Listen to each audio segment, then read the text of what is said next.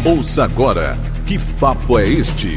Opinião e análise da professora Ana Lúcia, coordenadora da Auditoria Cidadã da Dívida Pública, Seção Goiás.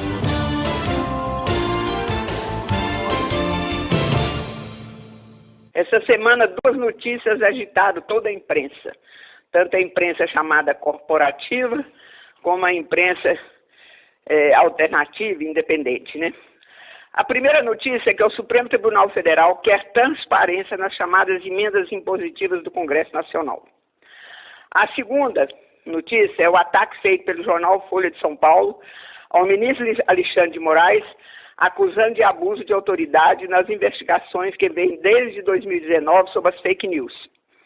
Essas investigações atingem vários bolsonaristas, principalmente a família, né, Bolsonaro.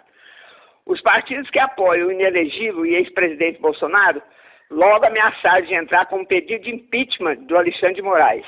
Bom, afinal, que brigas são essas? Contra quem? É uma briga entre poderes.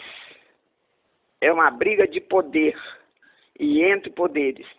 No fundo, é uma briga contra o Poder Executivo, contra o governo Lula, contra a classe trabalhadora. Segundo nossa Constituição, é o Poder Executivo que elabora o orçamento e o envia à Câmara e ao Senado para aprovarem. Nos dois órgãos, deputados e senadores podem encaminhar emendas e propostas de modificações do orçamento. As emendas podem ser individuais, limitadas a 2% da receita corrente líquida, ou emendas de bancada, limitadas a 1% da receita corrente líquida. Mas foi criada uma emenda que passou a se chamar Emenda Impositiva PIX. O governo tem que liberar essas emendas. Mas no dia 13 de agosto, o ministro Flávio Dino suspendeu a execução de todas as emendas impositivas, com exceção dos recursos destinados à obra em andamento e em caso de calamidade pública. A determinação ficará em vigor até que o Congresso aprove regras para dar transparência à distribuição de verbas públicas. Todos os demais ministros do Supremo apoiaram a decisão do ministro. E o que é chamada emenda PIX? Ela permite que deputados e senadores enviem verba pública diretamente às prefeituras, sem a necessidade de especificar o destino do dinheiro. Ou seja, um deputado resolve mandar um dinheiro para uma prefeitura. Avisa ao prefeito, né? Logicamente ele vai mandar para um prefeito amigo do mesmo partido dele. E aí, esta é uma forma que o deputado ou senador tem de agradar suas bases, garantir sua reeleição e fortalecer o seu partido, né? Principalmente se for um partido contra o partido do presidente Lula. Olha, ele diz, olha prefeito, estou lhe mandando R$1 milhão. Pronto, R$1 milhão tem que ser colocado na conta da prefeitura. Como assim? Para qual prefeitura foi essa grana? É para fazer o quê? Construir uma creche ou uma escola, asfaltar, para emenda escolar? O prefeito não precisa dar satisfações como usou. Nem a Câmara ou o Senado precisa dizer até que prefeito recebeu. E qual deputado ou senador que enviou. Ou seja, são emendas praticamente secretas, né? A Associação Brasileira de Jornalismo Investigativo e a PGR questionaram justamente a dificuldade de dar transparência a esses repasses. Por que esse questionamento?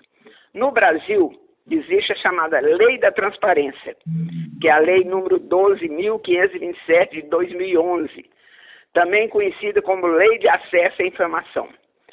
Por esta lei, todo cidadão e cidadã tem direito de saber como é usado o dinheiro público que veio dos impostos de todos.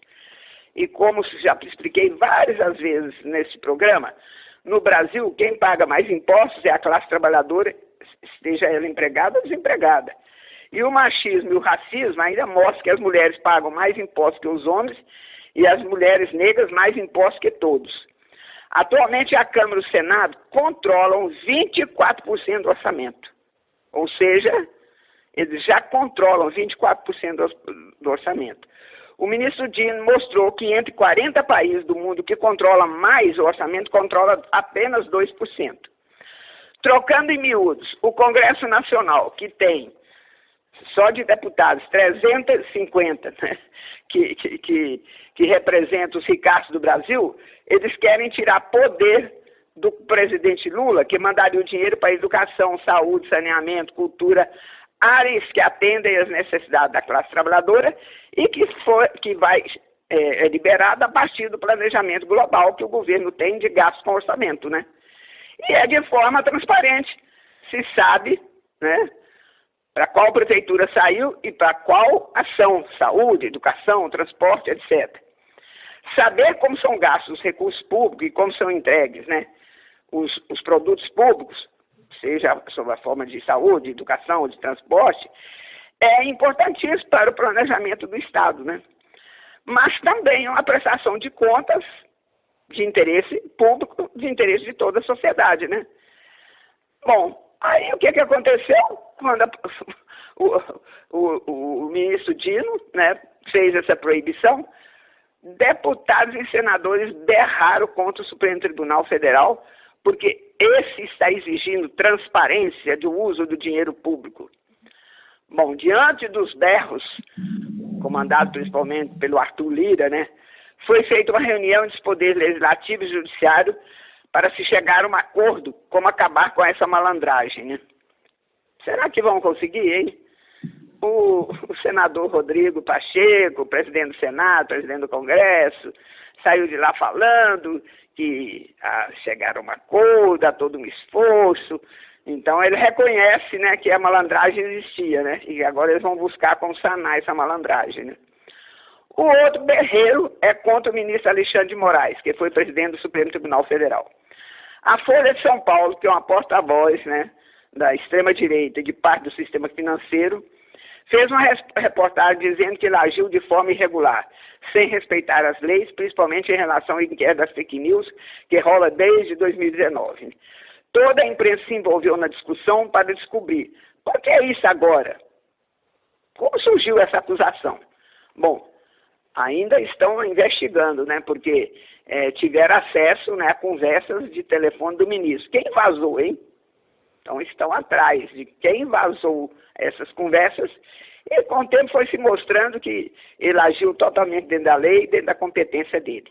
Mas eles não querem saber, né? Eles querem berrar e querem pedir o impeachment de Alexandre de Moraes.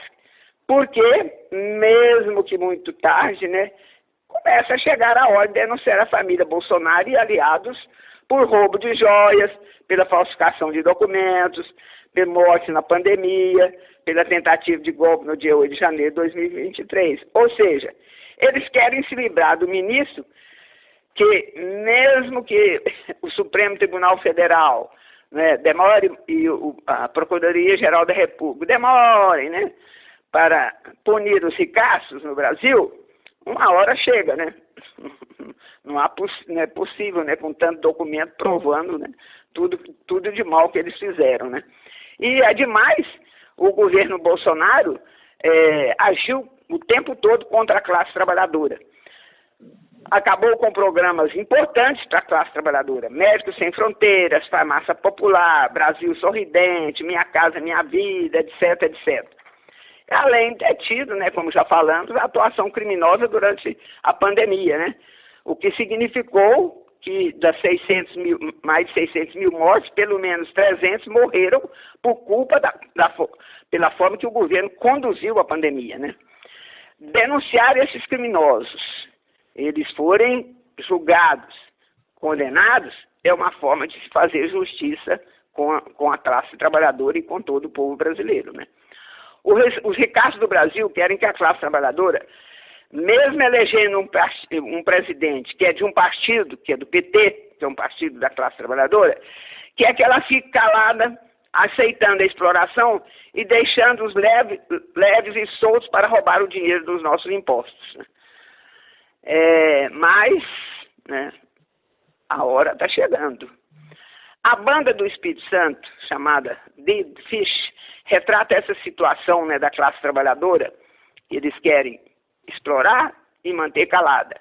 E mesmo que eleja, né, um representante do executivo, mesmo que seja numa ampla aliança, mesmo assim querem tirar o poder, né, de poder governar o país para o qual ele foi eleito, né?